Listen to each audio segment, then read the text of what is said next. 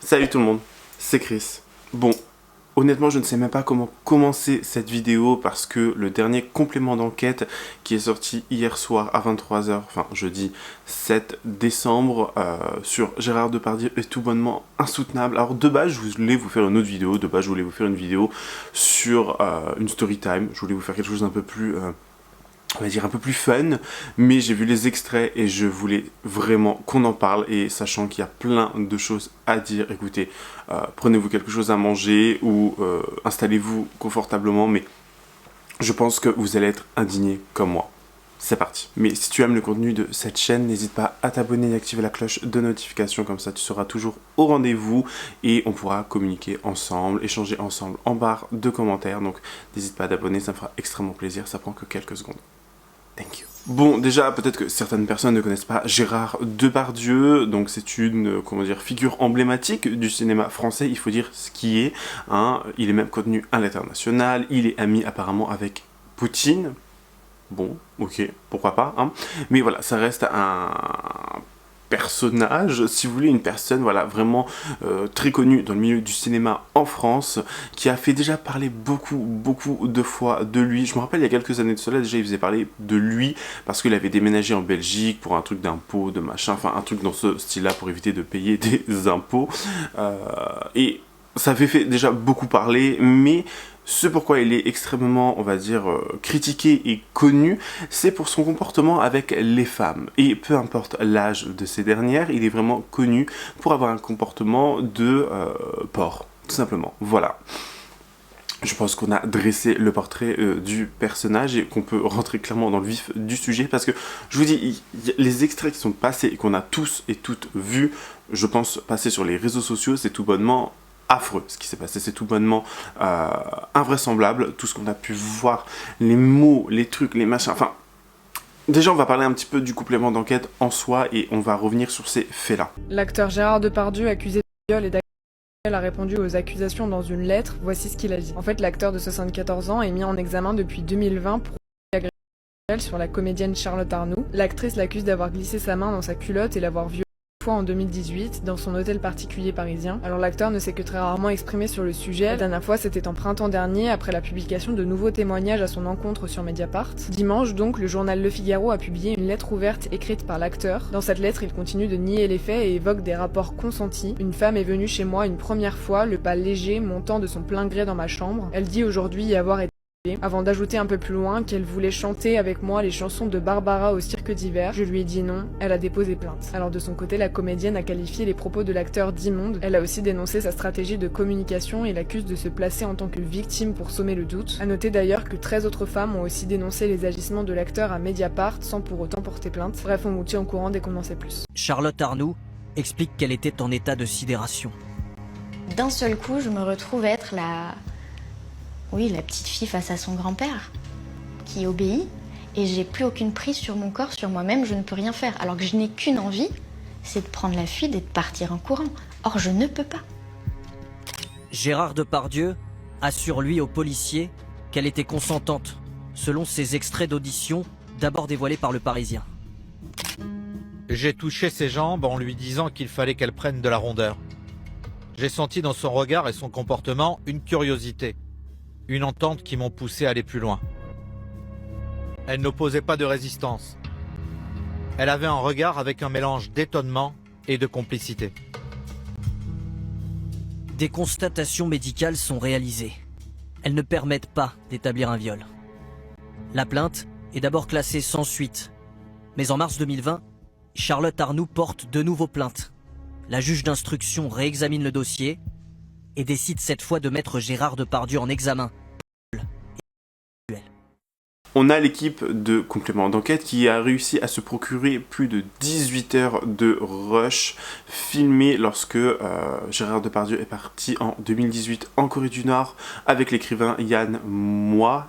Je pense qu'on dit Yann Moix, je sais pas, M-O-I-X, hein, voilà, avec Yann, on va l'appeler. Donc, ils ont réussi à se procurer des rushs, et dans ces rushs, on entend Gérard Depardieu avoir des paroles obscènes, des paroles vraiment, dégueulasse envers les femmes, tout simplement. Alors après, je rappelle que même si actuellement il est en cours, on va dire, de procès pour des faits qui lui sont reprochés sur des femmes, des actes vraiment dégueulasses sur des femmes, il y a toujours la présomption d'innocence, il n'a pas été jugé, rien n'a été dit, rien n'a été confirmé, donc voilà, on reste dans la présomption d'innocence et on ne va pas pointer du doigt, même si là, avec les extraits qu'on a, on a les preuves qu'il peut dire des choses vraiment obscènes vis-à-vis de ce cas-là, bien évidemment. Donc, on a Gérard Depardieu qui va en Corée du Nord et qui va tout simplement faire des blagues, mais salaces, tout le long de la vidéo, enfin tout le long des extraits. Donc je pense qu'ils ont choisi les meilleurs extraits en quelque sorte pour nous montrer comment il est, nous montrer comment il parle aux femmes. Déjà, dès qu'il arrive, il dit que Dès qu'il arrive, il dit oui, tu vas prendre une douche, tu vas penser à moi, ta petite chatte, je sais pas quoi. Il a quand même été jusqu'à sexualiser une gamine d'une dizaine d'années qui était en train de faire du cheval et qui disait oui, regarde là, elle doit kiffer ça parce qu'elle est en train d'être sur le cheval et que avec la selle, ça frotte. Je vous fais pas de dessin, je pense que vous avez littéralement compris qu'est-ce qui frotte sur la selle. On va pas non plus épiloguer là-dessus, mais c'est les paroles en fait sur une gamine de 10 ans, vous vous rendez compte? C'est aussi également le fait de comment il va lui parler. Je vais essayer de vous mettre les extraits au moins audio juste après parce que je sais que France Télévisions n'aime pas trop qu'on réutilise leurs extraits et c'est très compliqué de passer outre ce genre de choses. Donc je vais essayer de vous mettre au moins les audios.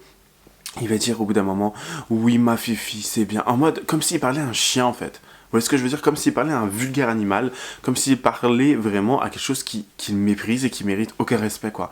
Alors en plus d'être une gamine de 10 ans, il y a cette façon de parler. C'est tout bonnement affreux, vraiment affreux. J'ai une poutre dans le caleçon, mais...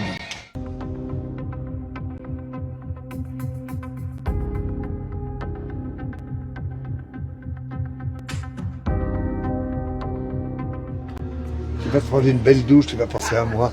Beautiful day.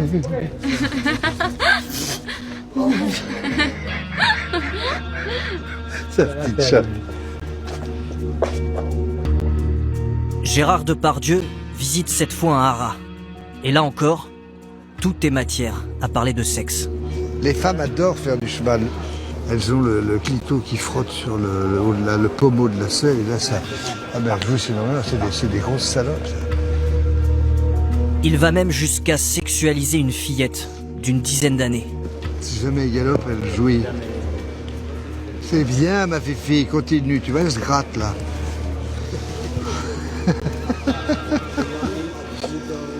Qu'est-ce que tu regardes ça? Les chevaux. Pourquoi tu montes pas à cheval? Ça fait du bien, tu sais. Généralement, les femmes qui font du cheval aiment beaucoup autre chose. Il y a une vie dedans. Un peu plus tard, le comédien se pèse. 124. 124, chérie. Attends, et là, je suis pas en érection. En érection, 126. Une fois de plus, son interprète est coincé. Obligé de subir la blague graveleuse.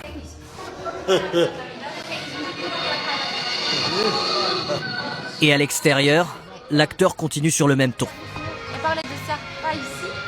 Tout est en bois. Là-bas, oui, je sais, j'ai vu, c'est comme ma bite, bien sûr. J'ai une poutre dans le caleçon. Mais j'aimerais être un cheval, faire monter pour tous ces cavaliers et être un cheval qu'on dresse, à qui on apprend les choses, pour faire corps avec la machine et vos moules. J'ai le rythme dans la peau. Écrit comme ma chatte.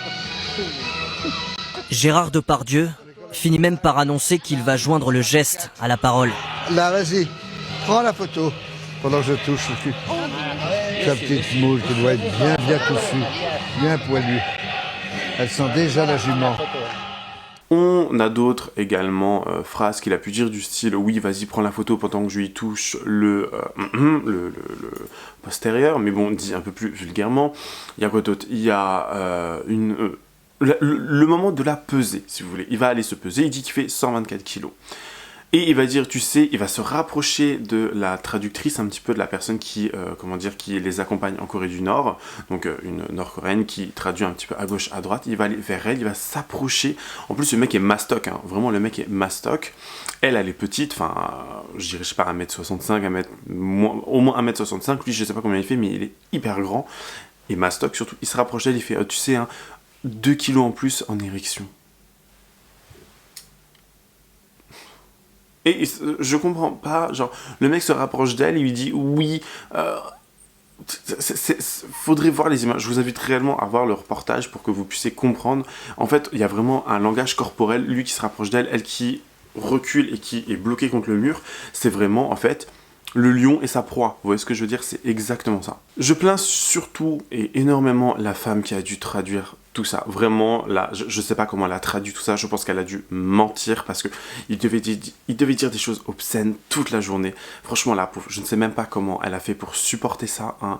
D'ailleurs, j'ai appris aussi, enfin, ça fait un moment que je le sais, mais en Corée du Nord, ils apprennent énormément le français, ils parlent énormément français également, ils parlent archi bien. Il y avait des documentaires qui étaient partis, qui parlaient de ce sujet-là, où ils parlaient français assez bien, et c'était assez impressionnant à voir. Donc voilà, c'était la petite anecdote, on va dire, fun du moment. C'est pour ça qu'il y a eu une traductrice pour Gérard Depardieu à ce moment-là. On a eu de nombreux, énormément de témoignages de la part de, on va dire, potentiels, hein, je mets ça entre très grosses guillemets, victimes de Gérard Depardieu. On a eu Charlotte Arnoux, on a eu Sarah Brooks, on a eu plein d'autres personnes qui ont pris la parole, qui ont dit ce qu'elles ont vécu. On a vraiment des... Enfin, quand j'ai eu quand elles ont parlé, quand elles ont donné leur version des faits, quand elles ont raconté cette histoire, ça m'a encore plus débecté. Franchement, j'étais très mal à l'aise. On a des mains baladeuses, des mains qui essaient de se glisser à travers les shorts, sous les jupes, enfin bref, vraiment ignoble. Ce mec est accusé de tout plein de choses. Il y a plein de personnes qui ont porté plainte contre lui, il y a plein de personnes qui ont pris la parole, et on remercie ces femmes en fait de le faire, et on encourage toute personne qui aurait subi ce genre de méfaits, d'actions vraiment néfastes, à aller vraiment en parler, porter plainte et vraiment libérer leur parole, parce que je pense que ça peut faire du bien. Je pense que ça peut leur permettre à elles aussi de se sentir un tout petit peu mieux, même si on ne néglige pas ce genre d'acte. Ça peut être totalement traumatisant, hein. Chaque personne le vit d'une façon différente, mais on évite vraiment et on comprend et on vient en aide à ces personnes. On les soutient, tout simplement. Et le fait que j'ai vu des commentaires passer dire « Oui, elles veulent juste réussir dans le cinéma. Oui, c'est du cinéma. Hein. Oui, c'est fake, c'est pas je sais pas quoi. Elles sont toutes pareilles. À chaque fois qu'il y a un problème, elles ont un truc avec un homme, machin. » Enfin, vous voyez ce que je veux dire? Et on vit dans une société où on blâme encore la femme, peu importe, hein, la femme, en mode « T'as subi ça, mais peut-être que tu l'as mérité. » Genre, il y a un mec durant le reportage, je crois que c'est... Je sais même plus comment il s'appelle, ce porc aussi, là. Il dit, Gérard Depardieu est accusé de ça. Mais cette jeune fille, qu'est-ce qu'elle faisait à 2h du matin, à cet endroit, avec ses deux amis un peu voyous, machin, je sais pas quoi. Donc en gros, il est en train de dire, hein, comprenez ce qu'il est en train de dire, il est en train de dire que si la personne s'est faite violenter, tout ce que vous voulez, là, si cette personne a subi ce qu'elle a subi, c'est parce qu'elle était au mauvais endroit, au mauvais moment, c'est de sa faute, tout simplement. J'ai plus les mots. Moi, honnêtement, j'ai plus les mots. On vit dans une société vraiment dégueulasse. Et qui rentre dans mon short, dans ma culotte, et du coup, je pousse sa main une fois, et il le refait directement. Donc, je pousse sa main une deuxième fois, et j'essaye d'alerter les gens qui sont autour de moi, et je leur dis, il y a Gérard qui met sa main dans mon short. Et à ça, il m'a répondu, je croyais que tu voulais réussir dans le cinéma. Ce qui a provoqué l'hilarité de tout le monde. En fait, tout le monde s'est mis à rire. Et moi, je suis partie en pleurant. Toutes les personnes présentes sont donc témoins. Mais Sarah Brooks affirme qu'un seul comédien lui est venu en aide. Il y a un comédien qui a demandé à une assistante ou une habilleuse, je sais plus, de me donner un plaid pour que je puisse me couvrir, que je puisse partir. Et voilà, il m'a accompagnée après dans les loges. Cet acteur a bien confirmé la scène au site Mediapart, tout en relativisant. Elle a dit que Depardieu lui avait mis une main au cul. Même à moi, il me met des mains au cul. C'est Depardieu. Donc comme je vous disais, on a Sarah Brooks qui a témoigné, on a Hélène Darras pareil qui a porté plainte le 10 septembre dernier, on a qui d'autre? On a Charlotte Arnoux également qui, elle aussi, a pris la parole. Enfin, déjà 3 personnes dans un reportage, plus des techniciens et techniciennes lors de tournage avec Gérard Depardieu. Il y en a une qui a dit que il avait fait une blague parce qu'il tournait la nuit, il était très impatient et au bout d'un moment, ça vient à parler de Zigouigoui, là, de Zigounette, et il la regarde elle et lui dit « Toi t'aimes bien quand elles sont petites et quand elles grossissent en bouche ». Et genre, tout le monde a rigolé apparemment, enfin ce sont les dires de cette personne qui était sur set. Et genre tout le monde est en train de rigoler en mode à sa blague, genre un peu comme pour valider, si vous voulez, cette blague de très mauvais goût. Et pour dire que en gros, ben, il a l'immunité quoi. Il peut dire ce qu'il veut, il peut faire ce qu'il veut faire.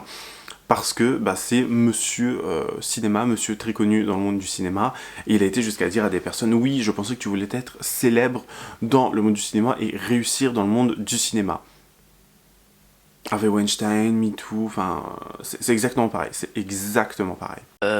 Éric Nolot, donc, il y a 2 solutions. C'est où, comme vous avez dit, ils ont fait ce film dans le but de faire un complément d'enquête plus tard, puisque le film n'a jamais été diffusé. Ça, je pense que c'est quand même compliqué pour eux d'organiser. Mais moi, je pense tout simplement que c'est le même producteur et que le producteur, il avait 18 heures de rush. Ouais. 18 heures de rush. Et donc, ils en ont sorti donc, de ce film 4 minutes, c'est ça 4 minutes de ce film, 18 heures de rush. Donc, ça veut dire qu'ils ont regardé tous les rushs où, en fait, qui n'ont pas été pris dans le film, que Yann Moix n'avait pas décidé de sélectionner, bien entendu, pour son film. Et ils en ont sorti donc 4 minutes. Et ce sont des extraits un peu off, normalement, qui ne doivent pas être diffusés, puisque ce sont des extraits off. C'est illégal. C'est totalement illégal et parfois ça ressort de conversations privées. C'est pas du tout il n'a jamais été question que ça figure dans le film définitif. Mais quoi, on a le droit d'être un prédateur sexuel en off? Non mais. Ce qui est filmé, c'est pas des scènes de viol. On parle des méthodes. C'est l'enquête, Pascal. Moi, je parle pas du fond. Jacques, tu parlais de fouiller des poubelles. Là où c'est différent, pardon, mais c'est qu'on met dans la sauce quelqu'un qui n'a rien à voir avec l'affaire, qui est Yann Moix. Il fait un film qu'il n'a pas publié. On publie son œuvre sans son accord. Enfin, c'est du jamais vu. Non, mais il y a un point. Bien évidemment, quelle serait une émission complément d'enquête sans les réactions de TPMP? Et franchement, j'ai été encore une fois très choqué, hein, mais des paroles des gens, pas de leurs actions, parce que clairement, on ne pouvait que ne pas être surpris parce qu'ils allaient prendre la défense de Gérard Depardieu. Donc, on a des personnes, au lieu de critiquer le comportement de Gérard Depardieu, au lieu de amener et de soutenir les femmes qui ont subi des choses, qui sont des potentielles victimes, au lieu de tout simplement leur apporter du soutien, on les enfonce un peu plus. On approuve ce que Gérard Depardieu a fait, on dit que oui, c'est un blagueur, il n'a jamais fait ça, enfin je ne comprends pas, vous voyez, c'est quelqu'un de très gentil, je sais pas quoi, genre, faut le connaître, genre s'ils auraient mis une musique un peu plus drôle, tout le monde aurait rigolé, machin, je sais pas quoi, enfin... En gros, ils sont en train de banaliser ces actes, tout simplement, et ils sont en train de, pointer du doigt, complément d'enquête, pour avoir volé les rushs les 18 heures de rush quand ils étaient en Corée du Nord, et d'avoir utilisé ça lors de leur complément d'enquête, lors de leur émission, pour tout simplement un peu argumenter aussi leurs propos, et ils ont voler entre grosses guillemets du coup ces rushs, et les gens ont pointé ça du doigt plutôt que de pointer le contenu du reportage. Donc en gros on était là en mode oui c'est pas bien ce qu'ils ont fait, pourquoi ils ont volé les rushs quand même, c'est quoi ça, genre vous voyez ce que je veux dire? Là où je tiens à applaudir une personne, c'est applaudir Polska, parce qu'elle a pris la parole, elle a clairement eu les coronesses, si vous voulez, elle les a posées sur la table, et elle a dit aux personnes qui étaient en train de, on va dire, défendre Gérard Depardieu, elle leur a dit, donc en gros, vous dites que c'est bien d'être un pointeur en off. Si on vous prend pas la main dans le sac, c'est bien, vous êtes impuniment, vous êtes libre, tout simplement. Elle leur a dit ça, je vais vous mettre les extraits, vous allez voir, et... j'ai envie d'applaudir Polska tout simplement parce qu'elle a eu vraiment le courage de parler et de dire ce qu'il fallait dire en disant que en gros vous êtes tout simplement en train de dire que ce qu'il a fait c'est normal. Être un pointeur off, si vous n'êtes pas pris la main dans le sac, c'est normal. Voilà. Et je suis totalement d'accord avec elle, parce que c'est un peu dans ça qu'on vit actuellement, c'est un peu dans ce système dans lequel on vit. Tu peux être le pire des voyous, des criminels, tout ce que tu veux, du moment que tu te fais pas prendre la main dans le sac, c'est bon. T'es un citoyen libre, t'es un citoyen honnête, t'es un citoyen avec des valeurs. pour moi, enfin moi je le vois comme ça, après peut-être que je vois le monde d'une façon différente ou bizarre, vraiment. Et je terminerai du coup cette vidéo en laissant un peu la parole à d'autres créateurs de contenu, c'est ce que j'aime bien faire. Je sais que j'ai été pointé du doigt pour ça, en me disant que c'était du plagiat de machin. J'ai reçu dans mon ancienne vidéo là sur TPMP et tout, en disant que j'utilisais les extraits des autres, mais c'est un peu plus aussi pour argumenter, pour apporter une autre vision, pour apporter d'autres avis. De toute façon, hein, c'est très important selon moi aussi de laisser la parole à d'autres personnes. Tout comme d'habitude sera à l'écran, leur compte, tout ça, donc n'hésitez pas à aller checker leur compte, voilà, tout simplement. Donc je voulais laisser la parole à Thomas et Maud, qui sont deux créateurs de contenu, qui ont parlé de cette affaire, de leur ressenti sur le complément d'enquête sur Gérard Depardieu. Est-ce que vous avez vu le complément d'enquête sur Gérard Depardieu? Moi non, pas encore, je compte le voir cet après-midi. Mais j'ai vu la bande-annonce qui m'a profondément choqué. Alors ceux qui me connaissent sur ma page depuis pas mal de temps savent que moi la masculinité toxique je suis plutôt contre. Moi je suis pour voilà, que les hommes s'assument en tant qu'hommes et que voilà, qu'ils s'assument leur côté viril comme leur côté sensible, qu'ils s'assument en tant qu'humains tout simplement et qu'ils soient bienveillants envers les autres et que tout le monde doit être bienveillant dans ce monde cruel et sans pitié. Donc voir ce type d'extrait, moi ça m'a fait vraiment mal au cœur parce que Gérard Depardieu, j'avais beaucoup de respect pour cet homme qui a vraiment bien parlé du patrimoine français, qui a joué dans Cyrano de Bergerac, qui est un super film, dans lequel il a vraiment très très bien joué, et dans lesquels, un film dans lequel sa parole était vraiment mesurée, avec beaucoup de beauté, beaucoup de maîtrise de la langue française.